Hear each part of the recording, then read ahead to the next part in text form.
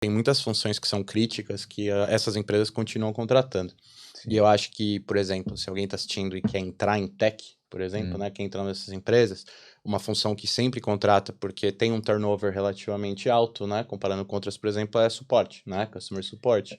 A rotatividade. Eu recebi uma crítica que eu tenho que ficar traduzindo as coisas aqui quando tem um termo em inglês. Aí você falou turnover, eu vou falar, né? Rotatividade. Qual a área que tem uma rotatividade alta? Então, não só, acho que suporte ao cliente é uma delas, Sim. né? Mas eu acho que são áreas que, assim, que elas, não importa a fase que a empresa esteja, sempre vai precisar de pessoas, né? E eu acho que a Camila pode até falar bastante disso, né? Porque ela trabalhou mesmo, né? Tipo, nessa parte de suporte ao cliente, mas acho que são áreas que não só elas valorizam línguas, né? Por exemplo, a nossa parte de suporte ao cliente, né? De suporte técnico, suporte, enfim, a dúvidas, enfim, etc. Para o Brasil, por exemplo, fica aqui. Então, a gente tem muita gente, por exemplo, que trabalha lá e usa o português, por exemplo, claro, além do inglês, mas é um diferencial, por quê? Porque você vai estar atendendo pessoas do Brasil também.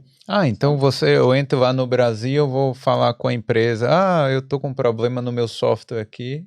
Aí, às vezes, a pessoa tá aqui, essa pessoa que responde tá aqui. Seguradora tem muito isso. A Allianz, por exemplo, tem uma operação enorme com um sinistro, aonde eu vou colocar meu claim, por exemplo, isso pode ser desde o Brasil, e a pessoa daqui, ela consegue dar toda assistência para ela. Mas economicamente não faria mais sentido contratar uma pessoa lá no Brasil? Um funcionário no Brasil custa 2 salários, né? Então, assim, o que você paga para o governo, você tem 2 salários, mais a redução de impostos que você tem, que são esses 12%, Aí compensa contratar aqui. Fora o imposto. É meio louco e isso, também né? a infraestrutura, né? Sim. A infraestrutura também é bem importante, né? Imagina você ter que criar do zero no Brasil uma infraestrutura de suporte ao cliente. E aí essa estrutura vai ficar lá, mas a sua equipe de produto está aqui, mas a sua equipe de vendas está aqui. Então ficam 2 mundos totalmente desconexos, né? Então, foi a razão que eu vim pra cá, né? Porque como era um time novo e pequeno, eles não queriam que eu ficasse no Brasil, porque eu poderia ficar no Brasil e fazer exatamente o que eu fazia. Eu atendia o mercado da América Latina. Mas tem toda a questão de entender um pouco o produto, ter contato com desenvolvedores. Esses vídeos do LinkedIn Learning, por exemplo, são gravados na Áustria. Uma das primeiras coisas que eu fiz foi ir pra Áustria. O LinkedIn comprou... Você lembra o nome da empresa que o LinkedIn comprou? Eu não lembro. Linda.com. Não, o Linda, mas tinha uma outra que era de... Video to Brain. A Video to... Essa daí.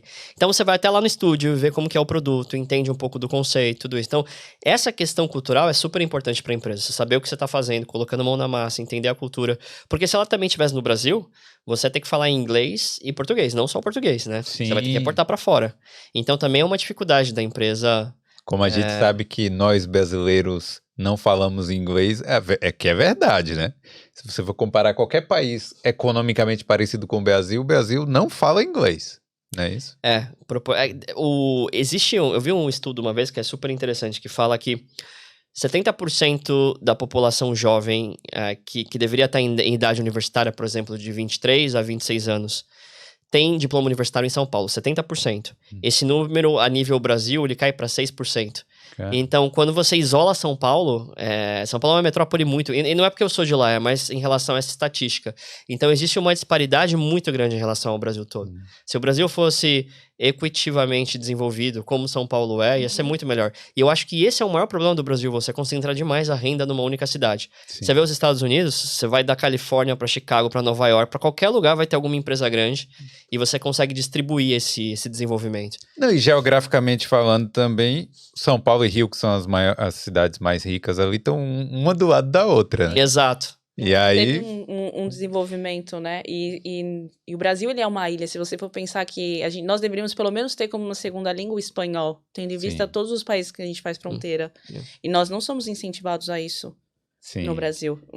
O inglês talvez estaria um pouco distante, ok, mas pelo menos o espanhol para que a gente articulasse também economicamente com os nossos vizinhos. Obrigado demais por ter visto esse corte.